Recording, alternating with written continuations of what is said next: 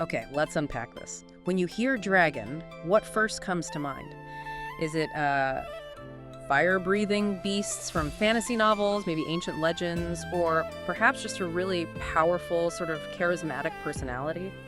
Today, we're doing a deep dive into the Chinese Zodiac dragon, exploring, well, every facet of this legendary creature based on the rich sources you've provided. What's truly fascinating here is how deeply the dragon is woven into Chinese culture. It's far beyond just an astrological sign, you know? It's a symbol of immense power, prosperity, even the nation itself. Right. Our mission today is really to cut through the noise, distill the most important insights from our sources, and help you understand what makes the dragon so unique. We'll cover its symbolism, personality, the elemental influences, compatibility, and some practical life advice too. Sounds good. We're here to get you well informed and maybe even reveal a bit of the dragon within you. So let's start right at the beginning.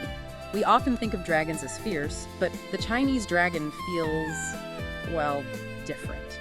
What's the biggest misconception people have, or what truly sets it apart in the Chinese zodiac? That's a really crucial distinction.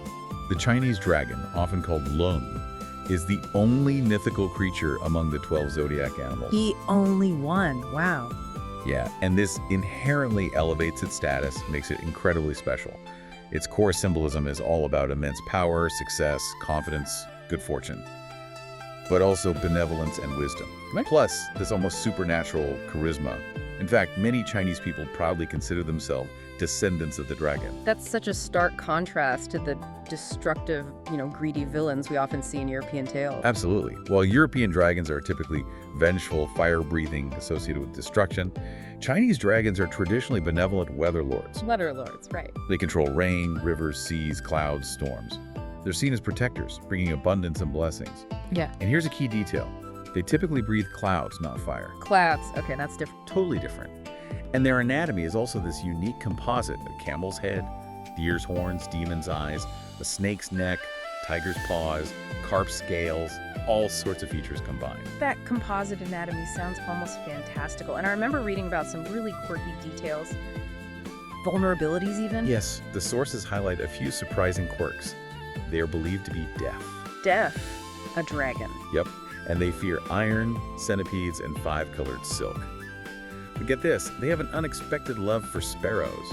These aren't just random trivia though, they offer a fascinating glimpse into the dragon's unexpected vulnerabilities maybe, reminding us that even the mightiest symbols have their own unique Achilles heels. Or unexpected joys like the sparrows, it highlights a depth beyond just raw power. Precisely, and if you're wondering if you have this powerful symbol maybe hidden in your chart, recent dragon years include 1940, 1952, 64, 76, 88, 2000, 2012, and of course 2024. But remember, dragon can also be present if you were born in April, or between 7 a.m. and 9 a.m., so you might have more dragon energy than you think. Okay, so if you do have a dragon hidden within you, or maybe you know someone who does, you're probably wondering what kind of personality this majestic creature implies. Let's really dig into the core traits, what makes them tick. Right. Individuals with the dragon in their chart are often associated with a truly strong, dynamic personality. On the positive side, they're natural-born leaders, supremely confident, ambitious, driven by their passions, fearless risk-takers with this unwavering self-belief. They really command a presence, inspire those around them, and they're undeniably charismatic, magnetic, possess this innate charm that just draws people in. Sociable, warm, generous, honorable too. So they walk into a room and everyone turns their heads. That's an incredible array of qualities. But I'm curious, for such a powerful and self-assured sign, what are their most common blind spots or areas where those strengths might actually become a vulnerability? That's a very perceptive question. Because, yeah, even the mightiest have shadows. With all that radiance, dragons can be quite stubborn. Impulsive too. Prone to rushing into things without fully thinking them through. Their intense emotions can sometimes lead to reckless behavior. They might come across as domineering or even, well, arrogant, often feeling they know best, maybe unwilling to hear others out. Right, that confidence tipping over. Exactly. And they can also be temperamental, impatient, easily frustrated by setbacks, maybe prone to lashing out. The sources note they cannot bear any suffering, which isn't just about avoiding physical pain, I think. It often means dragons might shy away from prolonged struggles or mundane perseverance. They prefer grand, swift victories.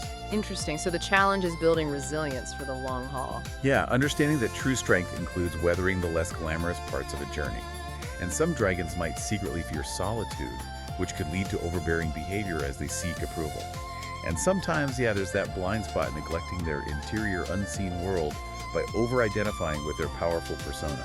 That's a powerful idea, that their own strength can become a hurdle. In fact, the sources point to something fascinating that happens when dragons don't find this balance, this concept called the self-penalty. What exactly does that mean? How does it manifest? Right, the self-penalty. Yeah. This isn't just about, say, two dragons having an external conflict. It's more of a profound internal struggle that can pop up when their own powerful competitive natures are left unchecked.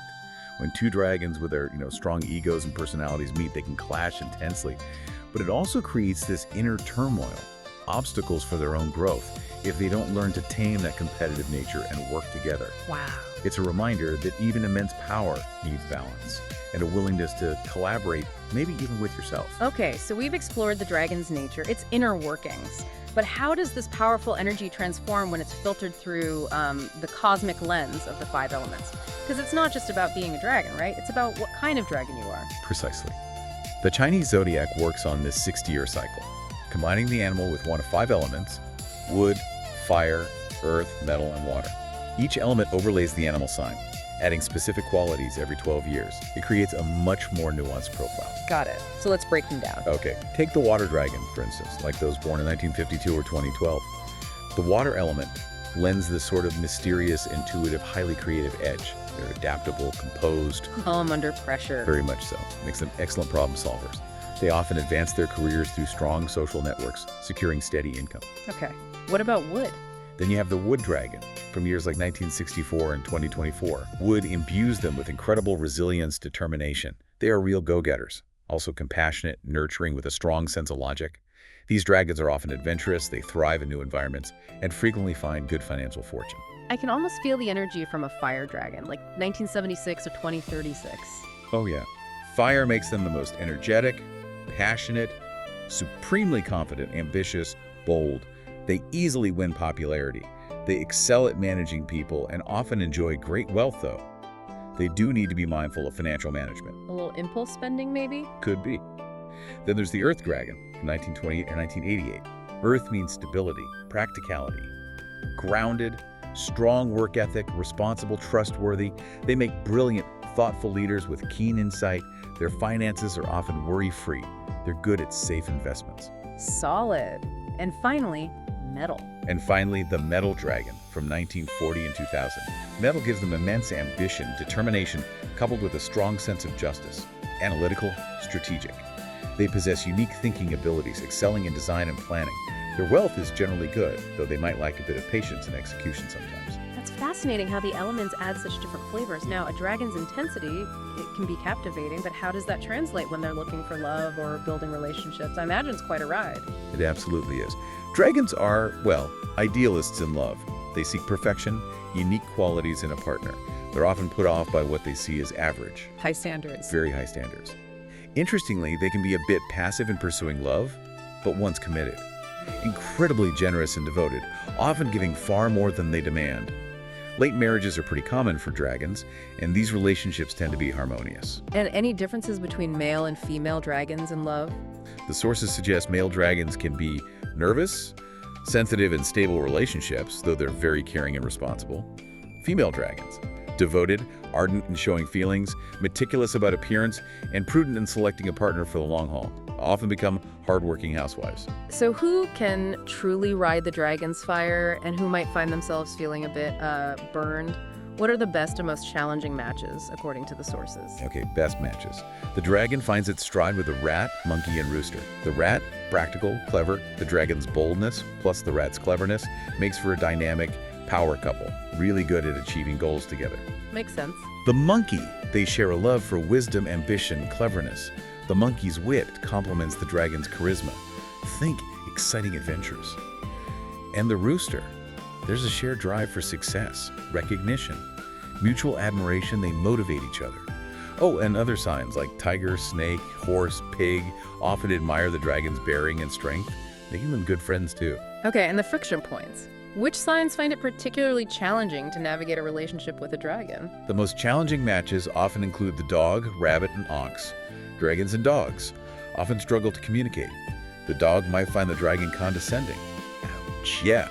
And the dragon can get bored by the dog's focus on day-to-day concerns, feels uncomfortable due to the dog people's close guard, as one source puts it. The rabbit and dragon, often constant bickering. The dragon sees the rabbit as selfish or insecure. The rabbit finds the dragon's lifestyle may be too larger than life. Astrologically, they're even said to harm each other. Wow, strong words. It is. And the ox, who also desires leadership, can clash with the dragon's impulsiveness, leads to tension if compromise isn't found.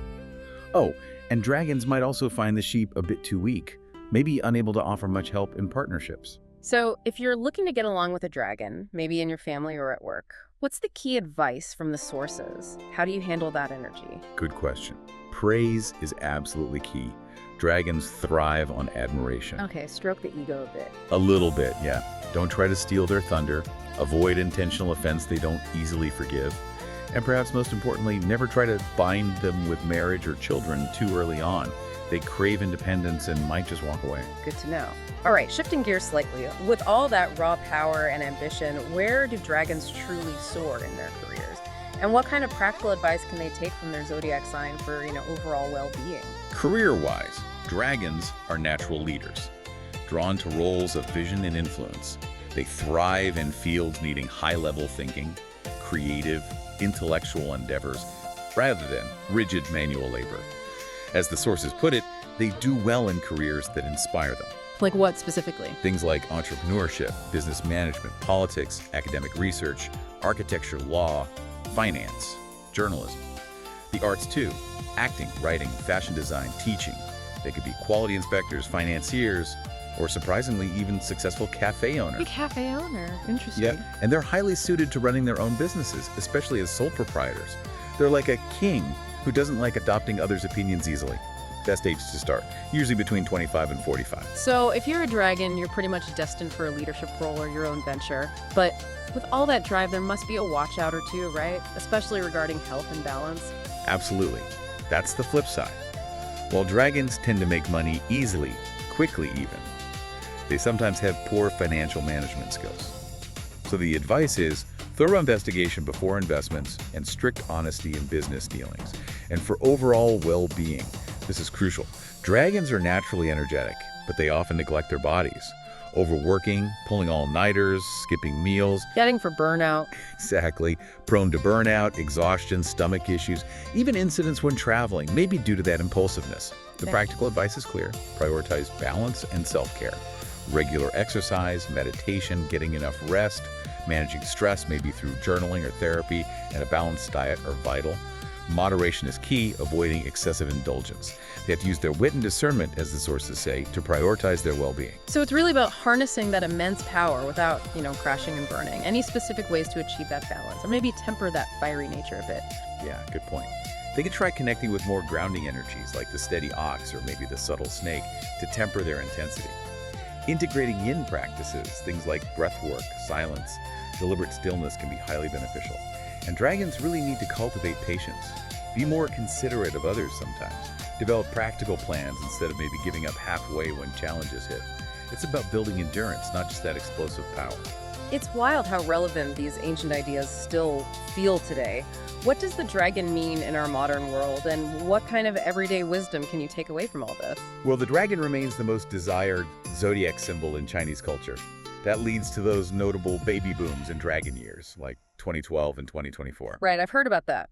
Yeah, and while it's culturally significant, this phenomenon has unfortunately sometimes led to real-world issues, like hospital capacity problems, even increased infant mortality rates in some regions due to strained resources. It really highlights the tangible impact of these cultural beliefs. And of course, many influential figures were born in dragon years, kind of embodying those powerful traits. The sources list names like Martin Luther King Jr., Michelle Obama, Rihanna, John Lennon, Bruce Lee, Vladimir Putin, even Chinese billionaires like Jack Ma. That's fascinating seeing those names listed. What about some practical ways to align with dragon energy? Like lucky charms or specific times, little tips? Sure. To align with dragon energy, the sources suggest a few key things. Lucky numbers are generally considered 1, 6, and 7. Numbers to maybe avoid are 3 and 8. For colors, think gold, white, gray. Auspicious. Yellow is also frequently mentioned. Colors to potentially avoid: blue, green, cyan. Okay. Lucky directions tend to be east, north, and south. Northwest is often advised against.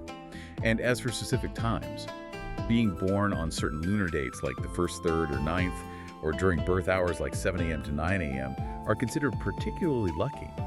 These small alignments are believed to kind of enhance the dragon's inherent good fortune.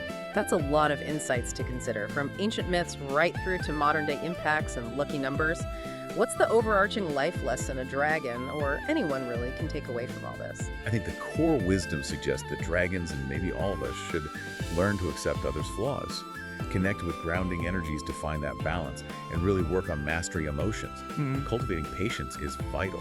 Prioritizing self-care, overall well-being, remembering not to neglect the inner world, and always aiming for the kind of powerful, positive legacy you want to leave behind, which raises an important question, I think. If the dragon is fundamentally about transformation, how can we use that insight to transform our own approach to challenges? So what does this all mean for you, listening right now? Well, the Chinese Zodiac dragon is clearly this multifaceted symbol of immense power, charisma, vision. But as we've explored, it also benefits hugely from grounding, from patience, from self-awareness. Remember, the Zodiac is like a compass, right? For understanding your inherent traits, your potential path. It's not some rigid destiny set in stone. Absolutely. And as you reflect on all this, whether you're a dragon yourself or you just admire their legendary spirit, maybe consider this. The dragon story reminds us that true power isn't just about conquering the external world, it's also about mastering the storms within. What personal dragon are you learning to balance and transform in your own life?